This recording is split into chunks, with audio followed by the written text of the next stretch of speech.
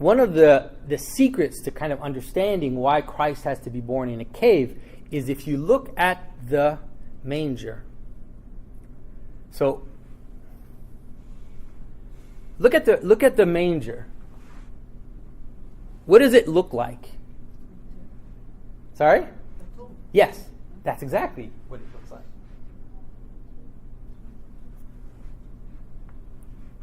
And so the manger is already a tomb. And so this descent into the cave, this image of Christ being born in a cave, is already showing us what the whole story is about. What the whole story is about, which is it is already this descent into death. And the descent into death appears, we symbolize the imagery of the manger as a tomb, but the manger itself is already an image of that. This idea of descending down into animality, descending down into the place of animals. That is the state of the fall itself, right? When Adam and Eve fell in the garden, God gave them these garments of animal skins to cover them. And so this idea of descending into the place of the animal is this descent into death. And the early Christians knew that very, very well. They would actually create images which would link all of those things together. A good example here these are images taken from the catacombs. So these are images taken literally from the graves of Christians. And so what do they represent in the space of death? They represent something which is akin to what we saw. That is, these three images. Can anybody guess what that image is up there? Yeah, it's Noah's Ark. It's a very strange Noah's Ark. But that's Noah's Ark. You can tell because you see he's got a bird and he's got this giant box floating in water. Who can guess what this one is? Yes, Jonah. And then this one, you can read, his name is written, so it's not that hard. So there's Daniel in the lion's den. So there are three images from the Old Testament which help us see what it is that's going on. This descent into death, this descent into a cave, this descent into the place of animals, into the animal existence, you could say, which is that existence of death. And so the image of Christ, it's and I talk about that, and I feel like maybe I'm actually ruining Christmas for you because because Christmas, we celebrate, and it's fine. We should celebrate Christmas. We should, but in our icon we have a reminder of something which is far more austere, something which is far more serious than just this kind of celebration of the birth of a child.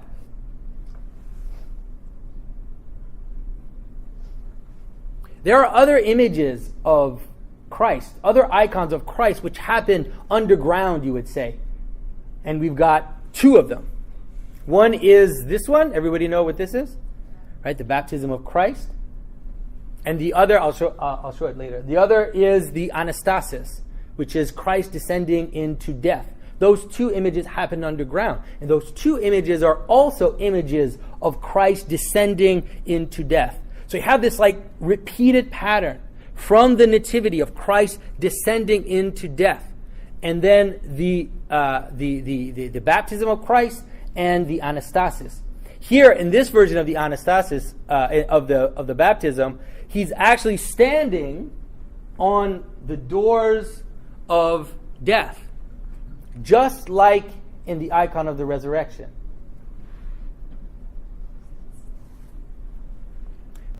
Yeah. So I feel a little silly asking, but the underground baptism. If we could go back. Yeah. In any case, there's a figure there in the bottom. The two strange, disturbing figures? Yeah, it's like a pig. I will tell you what they are. Let's put them up, and I'll tell you what they are. These guys? Yeah. Okay. So that is the sea and the Jordan.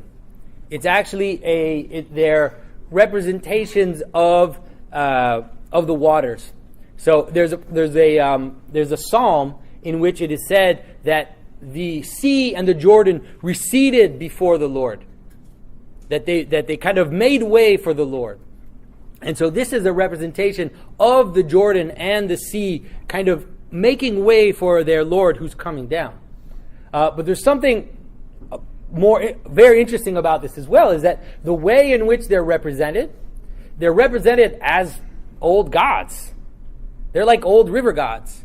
These are Roman river gods and river nymphs and whatever. It's all these kind of weird Roman gods. And so what happens is that not only are the seas and the rivers kind of making way for Christ, but the old gods are making way for Christ as well. And they're kind of getting out of the way to make way for Christ. And you have this image, we talk about baptism. You go into baptism and then you come out a new person and you leave something down in the waters, right?